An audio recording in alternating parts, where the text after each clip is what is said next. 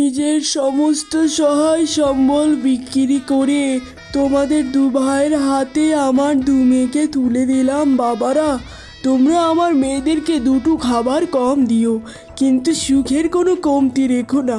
মা মরা মেয়ে আমার, ওদের দেখে রেখো। তোমরা মিলেমিশে থেকো। বাবা, তুমি ওসব নিয়ে একদম চিন্তা করো না। আমরা দুই বোন মিলেমিশে সুখের সংসার গড়ে তুলব। তুমি নিজের খেয়াল রেখো বাবা। হ্যাঁ বাবা, তুমি তোমার ওষুধগুলো সময় মতো খেও। আমাদের নিয়ে চিন্তা করো না, তুমি শুধু আশীর্বাদ করো আমাদের।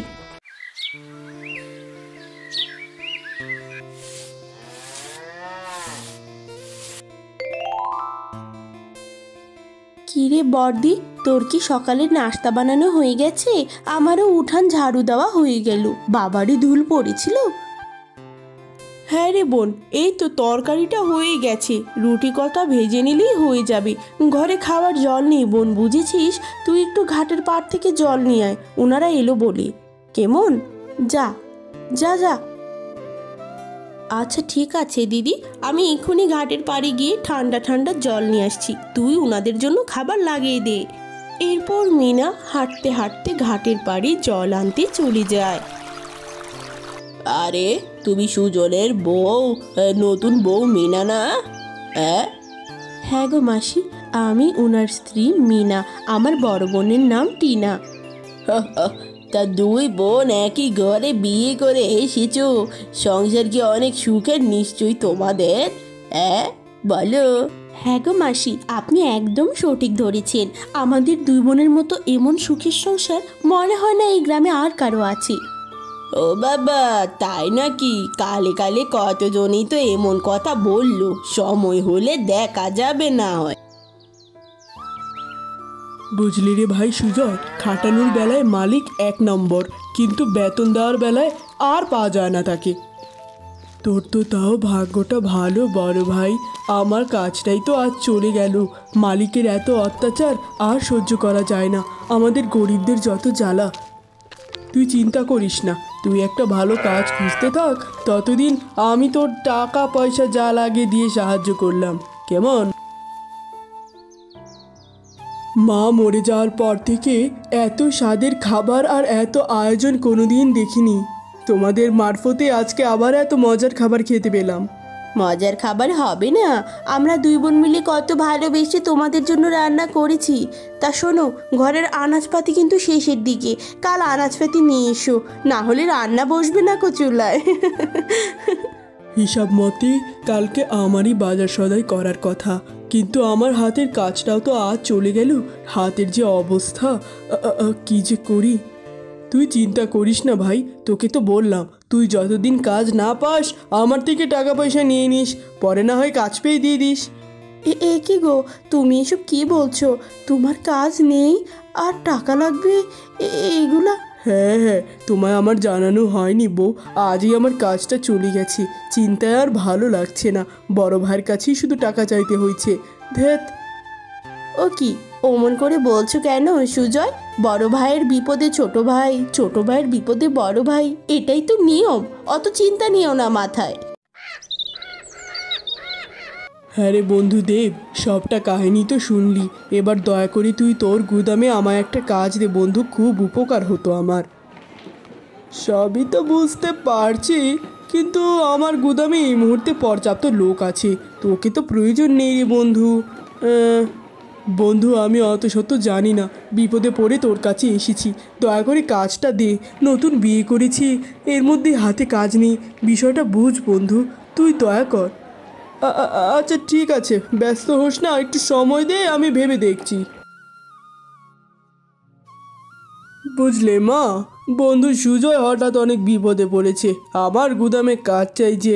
ভাবছি একটা পদে কাজ দিয়ে দিই, কি বলো তোমরা? বলো। আরে পাগল হয়েছিস নাকি? তাদের এত সুখের সংসার, তাদের সংসারের বিপদ আসলেও তারাই বুঝে নিজ্ঞা। তোর এখানে না গলানির প্রয়োজন নেই, কোনো কাজ দিবি না ওদের।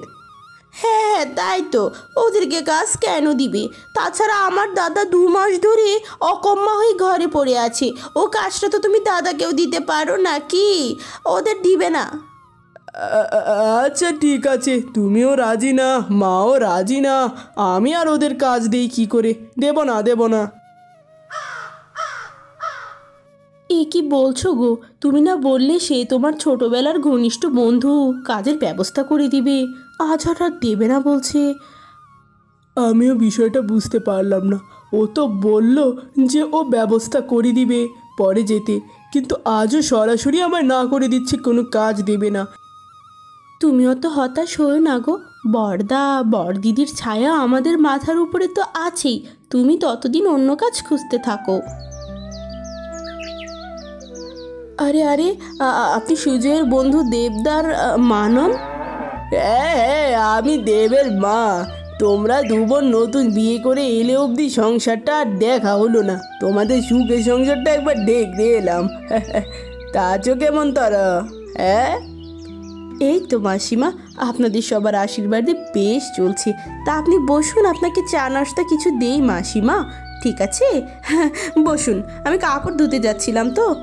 না, তোমায় এখন আর অত কাজ দিয়ে ব্যস্ত করতে চাই না। তা শুনলাম দেবের মুখে তোমার দেওরের চাকরি চলে গেছে, তোমার স্বামীর কামাইয়ে এখন সংসারটা চলছে, তাই নাকি? সত্যি নাকি ঘটনা? হ্যাঁ বলো। হ্যাঁ মাসিমা, ওর বেশ কয়েকদিন যাবতই কাজটা চলে গেছে, তা ভাই হিসেবে ভাইয়ের পাশে দাঁড়াচ্ছে, এই আর কি।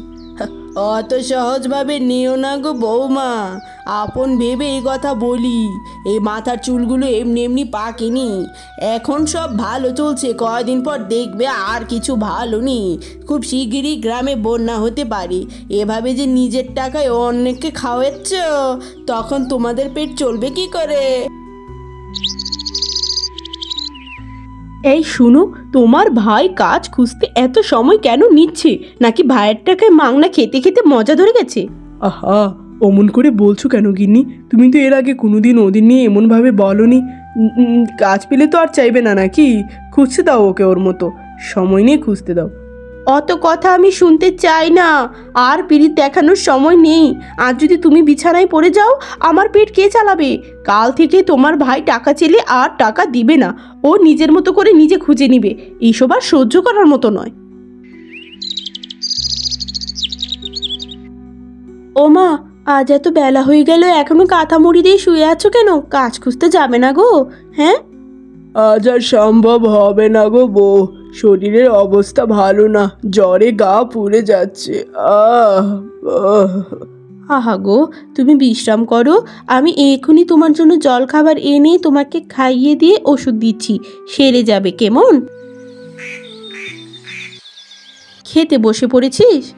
হ্যাঁ রে, আজ আর তোকে ডাকতে খেয়াল নেই। তাছাড়া তোর দাদা ভাইয়ের আজকে জরুরি কাজ আছে, তাই ওকে জরুরি নাশতা দিয়ে দিয়েছি।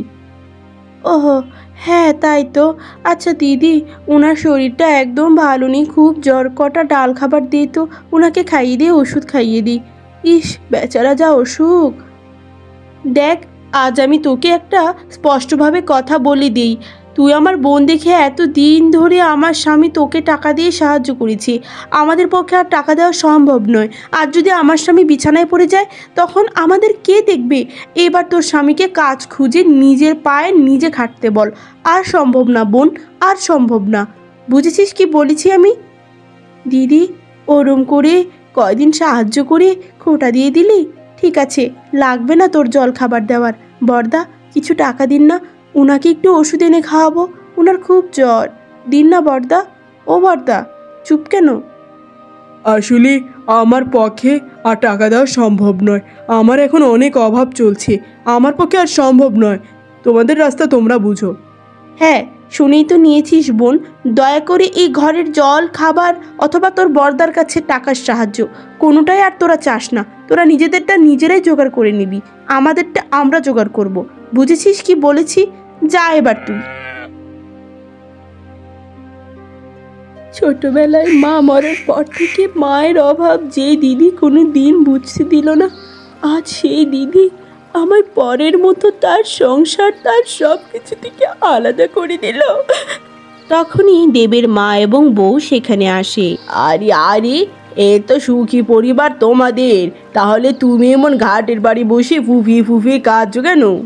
এরপর মিনা তাদের কাছে সকল দুঃখের ঘটনা খুলে বলে আর অঝরে কাঁদতে থাকে। গো, তোমার কষ্ট দেখে আমারই চোখে জল চলে এলো। আর তোমার আপন বোন আর বোনের স্বামী তোমার স্বামীকে যেন একটা কাজও না দেয় সে নির্দেশ দিল আমাদের। কি হারামি ওরা বলো। হা হা, কি দুনিয়া এলো রে। এ কি বলছো তোমরা? বর্দি আর বর্দা আমার স্বামীকে কাজ দিতে নিষেধ কেন করবে? আমি কিছু বুঝতে পারছি না। হ্যাঁ, বুঝতে পারবে কি করে মা? তোমাকে প্রথম দিন দেখেই বুঝেছিলাম তুমি সহজ সরল একটা মেয়ে, কিন্তু তোমার বর্দি আর বর্দাও তো সহজ সরল নয়। ওদের পায়ের নিচে তোমাদের দমিয়ে রাখতে চায়, তাই এইসব করে, বুঝেছো? শত্রু চিনে রাখো মা। তুই চিন্তা করিস না মা, আমার ছেলেকে বলে তোর স্বামীর কাজের ব্যবস্থা করে দেবো, তবে শত্রুকে চিনতে ভুল করিস না। নিজের দিদি হলে কি হবে, তলে তলে ও তোমার একদম ভালো চায় না। ওদের থেকে সময় থাকতে আলাদা হয়ে যাও, বুঝেছো? তোমরা পরের মানুষ হয়েও কাছের মানুষের এত বড় মুখোশ তুলে দিলে, আবার আমার স্বামীর কাজের ব্যবস্থাও করে দিলে। তোমাদের এই ঋণ আমি ভুলবো না।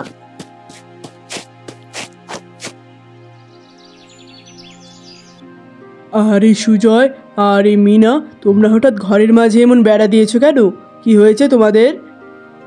আর ন্যাকামো করবেন না বর্দা, আপনাদের সকল মুখোশ আমার সামনে উন্মোচিত হয়ে গেছে। কি ভেবেছিলেন আপনাদের পায়ের নিচে আজীবন আমরা থাকবো? কখনো না, বুঝেছেন? এপারে আর আসবেন না। এতদিন আমার স্বামী যদি সাহায্য না করতো, না খেয়ে তো মরে যেতি। আর এখন তো স্বামী কামাই করার সাথে সাথে মুখোশ পরিবর্তন করে নিলি। হ্যাঁ বর্দি, দয়া করে আমার স্ত্রীকে আর একটি খারাপ কথা বলবেন না। বর্দা, তুই তোর বউয়ের সাথে থেকে থেকে আজ তো একটা শয়তান হয়ে গেছিস। তুই আমার কাজের জন্য দেবের কাছে না করে দিয়েছিলি আমার যেন কাজ না দে। ছি বর্দা, ছি। তোরা আর কোনোদিন এপারে আসবি না, আমরা আলাদা থাকবো। এই, তুই মুখ সামলে কথা বল ছোট। মা বাবা মরার পর থেকে তোকে কোলে পিঠে করে মানুষ করেছি, আর তুই তোর বর্দাকে আজ শয়তান বললি? তোর এত বড় অধপতন হয়ে গেল? ছি ছি ছি ছি ছি, তোর মতো ভাই আমার লাগবে না, বুঝেছিস? লাগবে না। লোকের কথায় কান দিয়ে নিজ পরিবারের লোকের সাথে এভাবে যা ইচ্ছা তাই আচরণ করতে পারলি তোরা? ঠিক আছে, তোরা যখন চাইছিস, তাহলে আজ থেকে এই সংসার দুই ভাগে ভাগ হয়ে গেল।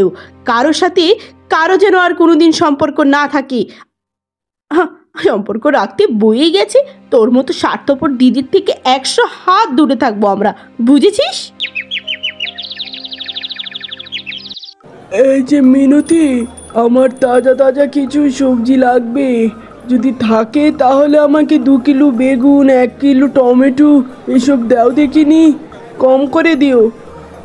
কাকু, আমার কাছে তাজা তাজা সবজি সব কিছুই আছে গো, কিন্তু তাজা জিনিস নিতে হলে তো কম দামে হবে না, একটু বেশি দামে নিতে হবে। আমি আমার মেয়ের বাড়ি যাচ্ছি এতদিন পর, কিছু দাম কম রাখো মা, আমি গরিব বুড়ো, তোমরা তো জানোই। কম রাখো, না হলে নেব না বাপু, নেব না। আচ্ছা ঠিক আছে কাকু, আপনার মুখ পানি চেয়ে সব কটা সবজিতে 20 টাকা করে কম রাখবো, কেমন? আবার আসবেন কাকু, কেমন? টিনা, মিনা। এ মা, বাবা তুমি এসেছো, আমার কি সৌভাগ্য। আচ্ছা সকালে বাবাকে দেখতে পেলাম। হ্যাঁ রে মা, তোদের বিয়ের পর থেকে তো তোদের একবারও দেখতে আসিনি, তাই মন ছুটে গেল। এই যে দেখ মা, মিনতির দোকানের তরতাজা সবজি এনেছি, এগুলো দিয়ে মাছ রেঁধে দিবি আমায়। তোদের হাতের মাছ খাই না কতদিন। তা টিনা কোথায়? টিনা টিনা দিদি আছে নিশ্চয়ই তার ঘরে। তুমি এসো বাবা, ভিতরে এসো।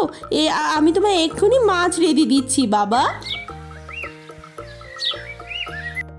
মিনা মা, আমি কিছু বুঝতে পারছি না, এতক্ষণ ধরে এলাম, টিনা এখনো এলো না। তোদের মাঝে কি কিছু হয়েছে নাকি? ওহ বাবা, অতদিন পরে এসেছো, ওইসব কথা থাক না বাবা। তোমার জন্য মাছ রান্না করছি বাবা, দেখো দেখো। মারে, আমার মনটা যেন কেমন কেমন করছে। ওইসব মাছ টাছ রাখ, আগে বল তোদের কি কিছু হয়েছে নাকি দু বোনের? বাবা, ও প্রশ্ন তুমি টিনা দিদির কাছেই করো, কেমন? আমি মাছ রান্না করছি, খাবার খেয়ে বিশ্রাম করে তুমি তারপর টিনা দিদির ঘরে যেও, ঠিক আছে বাবা? কত দিন পর দেখলাম তোমায়। এরপর বুড়ো তার মেয়ের রান্না করা খাবার খায়। একটা সময় ছিল আমি বাহির থেকে বাড়িতে এলে দু বোন দুদিক থেকে দৌড়ে এসে আমায় জড়িয়ে ধরতো, কিন্তু আজ এত সময় হয়ে গেল আমার এই মেয়ের বাড়িতে ওই মেয়েকে দেখলাম না। নিশ্চয়ই কোনো একটা ঝামেলা হয়েছে, আমায় জানতেই হবে কি হয়েছে। টিনা, টিনা মা। বাবা গো, তুমি এসেছো? তবে রাত্রির বেলা কেন? আমি এসেছি অনেক আগেই, এতক্ষণ মিনার বাড়িতে ছিলাম রে মা। ও ঠিক আছে বাবা, আসো আসো, এবার আমার বাড়িতে আসো তো বাবা। মা, তুই এবার আমায় সবটা খোলসা করে বল তো, তোরা দুজন খালি আমার বাড়ি করিস, তোদের বাড়ি তো একটাই থাকার কথা। আগে ওর বাড়ি হয়ে এসেছো না, ও নিশ্চয়ই তোমার কান ভরে দিয়েছে বাবা, তাই না? বলো। না রে মা, ও আমায় এ বিষয়ে কিছুই বলেনি, তাই এবার আমি তোর কাছেই জানতে চাই, তোদের দুই বোনের মাঝে কি কিছু হয়েছে? আবার বল। আর কিছু হওয়ার কি বাকি আছে? অমন স্বার্থপর একটা মেয়ে জন্ম দিয়েছিলি, সেটা তো আর আগে বুঝিনি। আগে বুঝলে আরও আগে ওর সাথে সকল সম্পর্ক শেষ করতাম। ওর সাথে আর আমার কোনো সম্পর্ক নেই বাবা, ওকে নিয়ে কিছু জিজ্ঞেস করো না। তুমি কি খেতে চাও তাই বলো। ওর মতো বোন যেন শত্রুর ঘরেও না হয় বাবা। হ্যাঁ বিধাতা, বেঁচে থাকতে থাকতে এই দিন আমার দেখা লাগলো। তোরা দুই বোন কি পরিমাণ মিল ছিলি, এলাকার সকলের মুখে তোদের সুনাম, আর আজ তোরা একজন আরেকজনের শত্রু হয়ে গেলি। না না না, এ হয় না, তোরা মিলে যা মা। না বাবা, এতদিন পর এসেছো, তোমার সব আবদার রাখলেও তোমার এই আবদার কোনো দিন পূর্ণ হবে না বাবা। খাবার খেয়ে তুমি ঘুমিয়ে পড়ো। পরদিন সকালে বৃদ্ধ বাবুলাল মনের দুঃখে কাউকে না বলেই বাড়ি চলে যায়। এভাবেই বেশ কিছু মাস কেটে যায়। বড় বোন টিনা প্রায় 5 মাসের অন্তঃসত্ত্বা হয়ে যায়। এতে সে খুব খুশি ছিল। অবশেষে বিধাতা আমার মনের আশা পূর্ণ করলো। অবশেষে আমি সন্তান সম্ভবা হলাম। এবার এই সন্তানকে নিয়ে আর আমার স্বামীকে নিয়ে সুখের সংসার গড়ে তুলবো। এ কি, তুমি না কাজে যাচ্ছিলে, আবার বাড়ি চলে এলে কেন? হ্যাঁ, লোকমুখে শুনলাম বড়দিদি নাকি 5 মাসের অন্তঃসত্ত্বা হয়ে গেছে, এবার আমাদের সব বলা উচিত। কি কি বলছো? দিদি অন্তঃসত্ত্বা হয়ে গেছে, তাও আবার 5 মাসের? হ্যাঁ গো হ্যাঁ, আমাদের সাথে তো অভিমান, তাই আমাদের জানায়নি, তবে এবার আমাদের অভিমান ভুলে তাদের সাথে মিলে যাওয়া উচিত বউ। হ্যাঁ গো, তুমি ঠিকই বলেছ। আমি আজই যাব দিদির কাছে, আজই যাব। আজ সূর্য কোন দিকে উঠলো? আমার বাড়িতে কার আগমন শুনি? দিদি, তুই 5 মাসের অন্তঃসত্ত্বা হয়ে গেলি, এই ছোট্ট বোনটিকে একটিবারের জন্য জানালিও না? বোন? কে বোন আমার শুনি? ওহ, তোর যা অভিমান দিদি, আমি আর অভিমান করে থাকতে পারছি না। আমি যে মাসি হতে চলেছি, কি আনন্দ! বিনা নিমন্ত্রণে ছাগলের 3 নাম্বার ছানার মতো অত আনন্দ করার কি আছে? আমার সন্তান পৃথিবীতে আসছে, তোর কেউই পৃথিবীতে আসছে না। তুই আমার বাড়ি থেকে বেরিয়ে যা, তোর সাথে আমি কোনো আপোষ চাই না। তুই যে পরিমাণ কথা শুনিয়েছিলিস, তোকে আমি ভুলে গেছি ভেবেছিস? এখন নিশ্চয়ই তুই কোনো খারাপ উদ্দেশ্য নিয়েই আমার কাছে এসেছিস। একটা অনাগত সন্তান পৃথিবীতে আসেনি, তার প্রতি আমার ভালোবাসা দেখানোটাকেও তুই এত জঘন্যভাবে দেখলি দিদি। আমি আর কোনো দিন তোকে আমার এই চেহারা দেখাবো না, দেখাবো না। তুমি আর যদি কোনোদিন আমায় ওই বাড়িতে যেতে বলেছো, তুমি আমার মরা মুখ দেখবে। ওরা সুখে থাকুক, ভালো থাকুক, আমি আর যাব না ওদের কাছে। মালিক, আমার স্ত্রী গর্ভবতী, যে কোনো সময় অনেক কটা টাকার আমার প্রয়োজন। আপনি তো 2 মাস ধরে আমার মাইনে দিচ্ছেন না, দয়া করে এবার মাইনেগুলো আমায় জলদি জলদি দিয়ে দিন। আমার আর পুষছে না মালিক, বুঝেছেন কি বললাম? আমি খুব বিপদ আমার। আমি এমনিও তোমায় ডাকতাম, বুঝেছো? আসলে আমার ব্যবসার অবস্থা বেশি একটা ভালো যাচ্ছে না। এই ব্যবসা আমি আর বেশি দূর দাঁড় করাতে পারবো না, তো তোমার আর এই কাজ করার প্রয়োজন নেই, অন্য কাজ খুঁজে নাও বাপু। এ আপনি কি বলছেন মালিক? একে তো আপনি 2 মাস যাবত আমার মাইনে দেননি, আর এখন সেই মাইনে না দিয়ে আমায় কাজ থেকে ছাঁটাই করে দিচ্ছেন, এটা কোনো কথা? এখন আমার ব্যবসায় ঠিক মতো চলছে না, আমি মাইনে কি করে দেব বলো?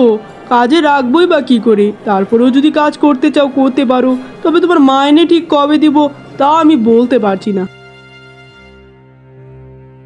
এ কি বলছো গো? আমার এমন সময় এত টাকার প্রয়োজন, এই সময় তোমার চাকরি থেকে ছাঁটাই করে দিল? 2 মাস ধরে তো কোনো টাকাও নেই ঘরে, ঠিকঠাক মতো ধার করে চলছি, এবার কি হবে গো? আমিও কিছুই বুঝতে পারছি না বউ, এই মুহূর্তে আরেকটা চাকরি আমি কোথায় গিয়েছি খুঁজি। এ কি বলছো? অমন করে বলো না, আমার খুবই চিন্তা হচ্ছে। এক কাজ করো, তুমি তোমার ভাইয়ের কাছে গিয়ে সাহায্য চাও, তোমার সাথে তো আর ওর কোনো ঝামেলা নেই, আমার সাথে যত ঝামেলা, তোমায় ঠিকই ফিরাবে না। যাও যাও। তুমি অমন করে কান্না করো না বউ, তোমার শরীরের জন্য ক্ষতি হবে। আমার পক্ষে তোকে টাকা দিয়ে সাহায্য করা সম্ভব না বর্দা। আমার স্ত্রীর সাথে তোরা অনেক খারাপ ব্যবহার করেছিস, আমার সাথেও করেছিস। আমার বউ তোদের সাথে যোগাযোগ করতে নিষেধ করেছে, তাও আমি তোর সাথে কথা বলছি, কারণ তুই আমার বর্দা।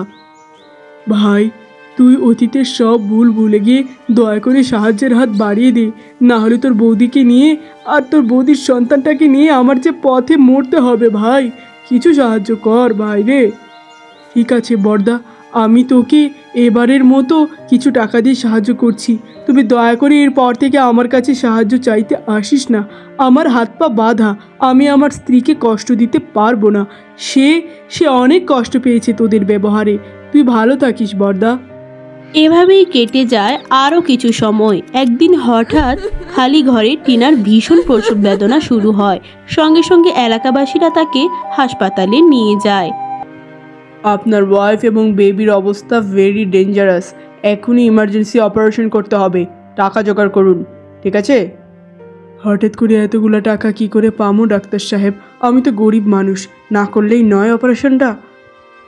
আসলে অপারেশন অবশ্যই ইমার্জেন্সি দেখে আমরা করাতে বলেছি, এমনি এমনি তো আর করাতে বলতাম না। নার্স আপনার ওয়াইফের অবস্থা দেখেছে, ভেরি ক্রিটিক্যাল। হ্যাঁ, আমি দেখে তবে ডাক্তারবাবুকে বলেছি আপনি জলদি জলদি টাকা জোগাড় করুন।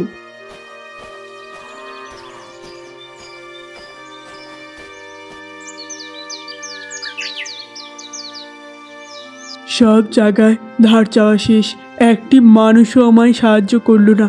তবে কি টাকার অভাবে আমার বউ আর বাচ্চা এই পৃথিবী থেকে বিদায় নিবে? হা বিধাতা।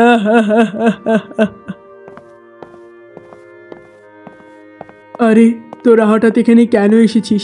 তোদেরকে তো আমি আর সাহায্য চেয়ে বিরক্ত করিনি, তবে তোরা কেন এসেছিস? চলে যা এখান থেকে।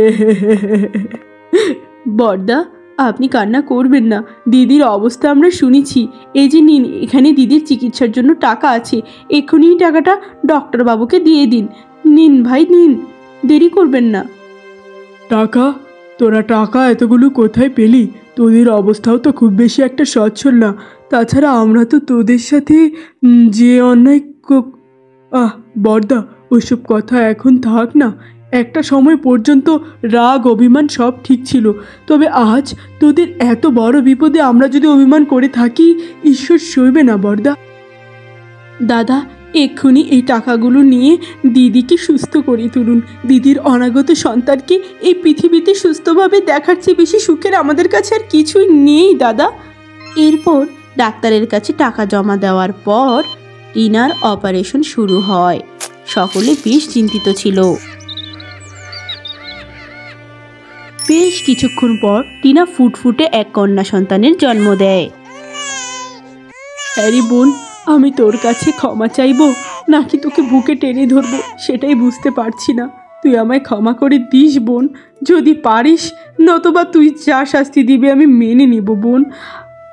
না দিদি, ওরম করে বলিস না, আসলে ভুল আমারও আছে।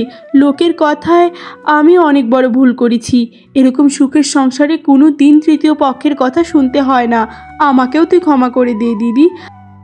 আমাদের সন্তানের উপর আমাদের যতটুকু না অধিকার আছে, তার চেয়ে বেশি অধিকার তোদের। তোরা যদি সময় মতো টাকা দিয়ে সাহায্য না করতি, তবে কি যে হতো তা বিধাতা জানে। এত কিছুর পরেও তোরা কত বড় মনের পরিচয় দিলি, নিজেদের সহায় সম্পদ বিক্রি করে আমার আর আমার সন্তানের জীবন রক্ষা করলি, আর আমি তোদের চিনতে পারলাম না। আমায় ক্ষমা কর। ক্ষমা চাস না দিদি, পরিবারের মাঝে ভুল বুঝাবুঝি হয়, দিন শেষে আমরা মিলে তো গেছি। আরে বৌদি, এখন তো কান্নাকাটি কিসের, এখন তো সুখের সময়। চলো আমরা পুচকুটাকে নিয়ে বাড়ি ফিরে যাই, সুখে সংসার করি। কান্নাকাটি বাদ দাও, সুখের সংসার গড়ে তুলবো, চলো। এরপর তারা সবাই মিলে বাড়ি ফিরে যায়। এরপর থেকে টিনা ও মিনা বেশ সুখে শান্তিতে সংসার করতে থাকে। আর তারা দুই ভাই গ্রামের মাঝে একটি চায়ের দোকান দেয়।